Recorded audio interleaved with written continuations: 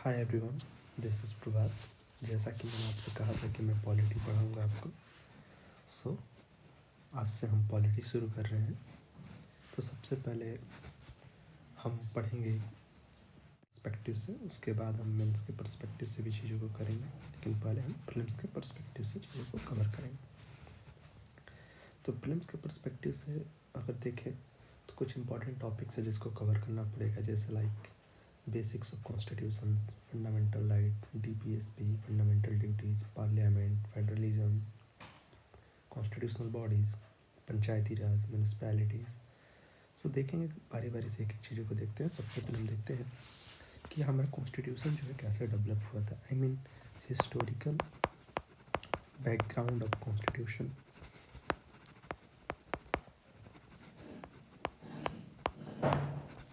Historical background of constitution. तो हम सबको पता है कि 1600 में ब्रिटिशर्स इंडिया आए। उन्होंने ईस्ट इंडिया कंपनी नाम की एक कंपनी की इस्टेब्लिशमेंट की, और उसके बाद वो जब इंडिया आए तो उससे पहले भी बहुत सारे लोग आ चुके थे, जैसे पुर्तगीज आ चुके थे, डच आ चुके थे। तो उनको क्या किया, उन्होंने आउटकास्ट करके अपने को इस्टेब्लिश किया। ठीक। 1765 में उन्हें after battle of Buxar Deewani right मिला। क्या मिला? दीवानी राइट। दीवानी राइट का मतलब होता है that is right over revenue and civil justice. ठीक। दीवानी राइट का मतलब क्या होता है? उनके पास सिविल राइट था रेवेन्यू के ऊपर और सिविल जस्टिस के ऊपर। ठीक। कौन से एरिया में मिला उन्हें? तो ऑब्वियस बात है कि बैटल ऑफ बक्सर किसके लिए हुआ था? तो बंगाल रीजन के लिए। तो बंगाल उस समय क्या क्या था? बंगाल था, बिहार था एंड उड़ीसा था। ठीक है। मीन्स कहने का मतलब क्या है, इंडिया के एक लार्जेस्ट चंक पे उन्हें दीवानी राइट मिल गया, जो कि एक फर्टाइल रीजन था।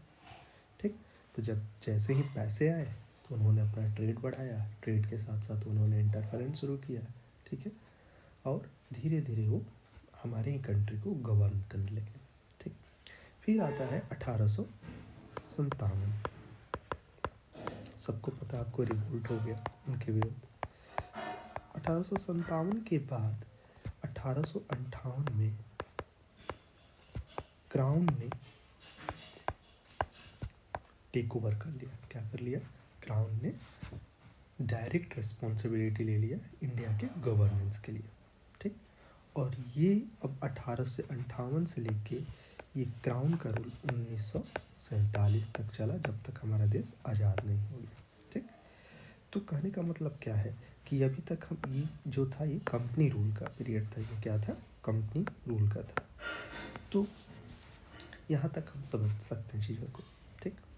तो जैसे ही हमें आज़ादी मिली तो हमें एक कॉन्स्टिट्यूशन की ज़रूरत पड़ी। ठीक है। कॉन्स्टिट्यूशन की ज़रूरत क्यों पड़ी? क्योंकि हमें अपने कंट्री को गवर्न करने के लिए एक डॉक्यूमेंट चाहिए जिसपे सभी एकमत हो सके। ठीक है। और इस कॉन्स्टिट्यूशन को बनाने के लिए 1946 में हमने कॉन्स्टिट्यूएंट असेंबली का इस्टेब्लिशमेंट किया। ठीक है। और हमारा कॉन्स्टिट्यूशन 26 जनवरी 1950 को इफेक्ट में आया। तो यहाँ तक आप बात को समझ चुके हैं। एक चीज़ क्या लग रहा है कि हमारा कॉन्स्टिट्यूशन का जो रूट है, ठीक है, कहीं ना कहीं इस ब्रिटिश रूल के अंदर छिपा हुआ है। ठीक है। इस ब्रिटिश पीरियड के अंदर, इस ब्रिटिश टाइम के अंदर कुछ ऐसे इवेंट हुए जिन्होंने हमारे कॉन्स्टिट्यूशन के ऊपर एक छाप छोड़ी। ठीक है, समझ में आया? और इन्होंने मतलब हमारे कॉन्स्टिट्यूशन को, जो आज का कॉन्स्टिट्यूशन, उसको इन्फ्लुएंस किया डायरेक्टली एंड इनडायरेक्टली। ठीक है। वो बहुत सारी चीज़ें हैं। ठीक है। डायरेक्टली की अगर हम बात करें तो ऐसे बहुत सारे डॉक्यूमेंट्स इन्होंने दिए। जैसे हम बात करते हैं गवर्नमेंट ऑफ इंडिया एक्ट 1935, उसका एक बहुत बड़ा प्रभाव है हमारे कॉन्स्टिट्यूशन के ऊपर। उसके अलावा ऐसे सारे इवेंट हुए जिससे हमारे कंट्री का एक कम्युनल लाइन पे डिवीज़न, एक बहुत बड़ा इम्पैक्ट था हमारे। इसके लिए हमें अपने कॉन्स्टिट्यूशन के अंदर प्रोविज़न करना पड़ा। किस चीज़ का? सेकुलरिज्म का, कि हमारा कंट्री किसी भी धर्म को स्पॉन्सर नहीं करता है। स्टेट स्पॉन्सर्ड रिलीजन कोई नहीं है। ठीक है। People are free to follow profess any type of religion as per their choice. ठीक है। यहाँ तक आप समझ चुके हैं। तो सबसे पहले हम लोग टॉपिक से ना बैठ के पहले हम लोग देखना शुरू करते हैं कि हमारा कैसे कैसे डेवलपमेंट कॉन्स्टिट्यूशन का। तो सबसे पहले आता है कंपनी रूल। क्या आता है? कंपनी रूल, जो कि शुरू होता है 1773 टू 1858 तक। ठीक है, तो सबसे पहले आया रेगुलेटिंग एक्ट ऑफ 1773। उस समय बंगाल के गवर्नर जो थे वो थे वॉरेन हेस्टिंग्स। ठीक है, इस एक्ट का बहुत बड़ा कॉन्स्टिट्यूशनल इम्पोर्टेंस है, क्योंकि ये पहला स्टेप था जब ब्रिटिश गवर्नमेंट ने हमारे जो है ईस्ट इंडिया कंपनी के अफेयर्स को कंट्रोल और रेगुलेट करना शुरू किया। किसने? ब्रिटिश गवर्नमेंट ने। ठीक है, ब्रिटिश गवर्नमेंट ने ईस्ट इंडिया कंपनी के अफेयर को कंट्रोल और रेगुलेट करना शुरू किया। सेकंड क्या हुआ? उन्होंने पहली बार, ठीक है, कंपनी के पॉलिटिकल और एडमिनिस्ट्रेटिव फंक्शन को रिकॉग्नाइज किया था। ठीक है, और ये कहा जाता है कि इस तरह इंडिया में सेंट्रल एडमिनिस्ट्रेशन का फाउंडेशन लेआउट हुआ। समझ में आया आप लोग? ये क्यों ज़रूरी है? अब तक जो है ब्रिटिशर्स अपने अकॉर्डिंग चीज़ें कर रहे थे, उनकी पार्लियामेंट से, अपने पार्लियामेंट जो इंग्लैंड की पार्लियामेंट थी उसके प्रति कोई अकाउंटेबिलिटी नहीं थी। तो रेगुलेटिंग एक्ट 1773 से पहली बार वो क्या हुए? अकाउंटेबल हुए। ठीक है, तो क्या क्या इसके फीचर्स हैं? सबसे पहले ये फीचर देखते हैं।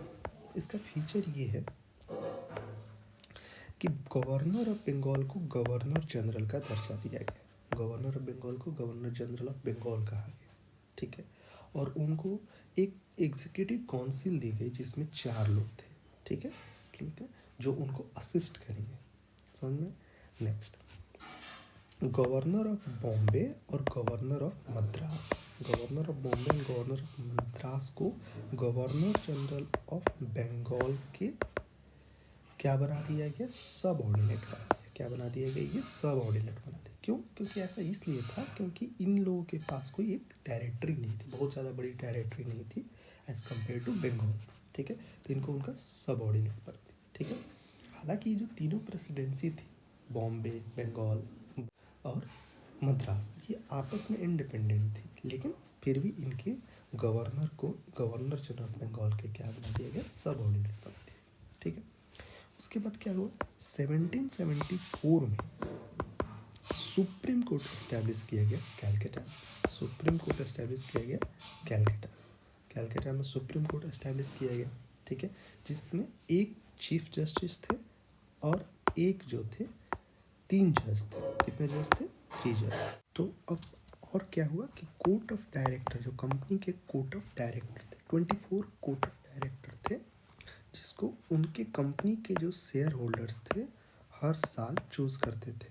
और ये जो 24 कोर्ट ऑफ डायरेक्टर थे, इन सारे कंपनी के शेयर होल्डर के बिहाफ पे काम करते थे। तो क्या क्या प्रोविज़न लाया गया?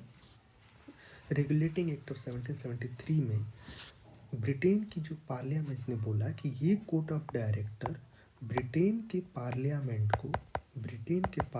को इन्फॉर्म करेंगे इंडिया के सिविल, रेवेन्यू और मिलिट्री अफेयर्स के बारे में।